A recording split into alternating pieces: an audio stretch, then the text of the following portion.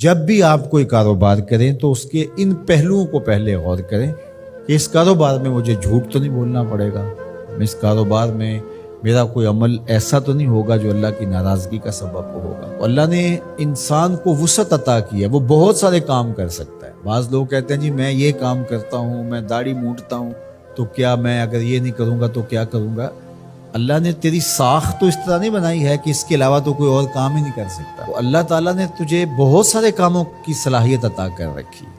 اس لیے کوئی بھی کام شروع کرنے سے قبل اس کے سارے پہلوؤں پر جائزہ لے لینا چاہیے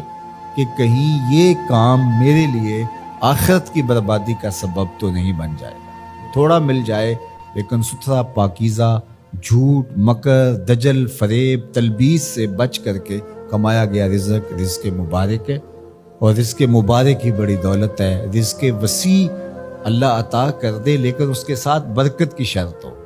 تو وہ برکت والا رزق وسیع بہت ساری رحمتیں لاتا ہے، لیکن جو برکت سے خالی رزق وسیع اور رزق فراواں ہے وہ ہمیشہ بے برکتیاں لاتا ہے اور زندگی کے اندر تلخیاں پیدا کرتا ہے۔ تو اس لیے میں تو جب بھی دعا مانگتا ہوں اللہ میں رزق حلال، رزق وسیع، رزق سہل اور رزق مبارک عطا کرنا۔ تو رزق مبارک اللہ سے مانگو جو برکت والا رزق ہے، تو وہ برکت والا رزق وہی ہے جس طرح اس حدیث میں آیا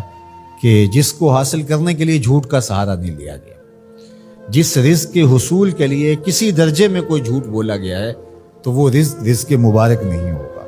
وہ رزق وبال جاں بن جائے گا، وہ بے قراری قلب کا ذریعہ بنے گا، اضطراب باطن کا سبب بنے گا، بے چینی کا سبب ہوگا، عجیب اندر ایک جو ہے وہ اضطرار اور اضطراب ہوگا۔ سوکھی روٹی بھی کھا لی لیکن حلال رزق کی سچائی کے ساتھ حاصل کی گئی روٹی وہ آپ کو تسکین فراہم کرے گی، وہ آپ کو قرار باطن عطا کرے گی۔ پھٹے پرانے کپڑے ہیں، شکستہ کپڑے ہیں، کوئی بات نہیں ہے، سچائی کے ساتھ، سچ کے ساتھ حاصل کیے گئے ہیں، لیکن عالی نصب پوشاک بھی پہن لی اور اس کی قیمت کا کوئی لباس پوری تقریب میں کسی کے پاس نہیں تھا، لیکن وہ جھوٹ سے، مکر سے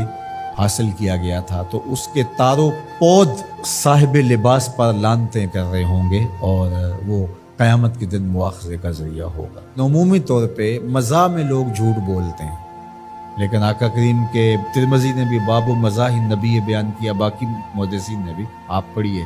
مزاح میں بھی حضور نے سچ بولا ہے۔ کبھی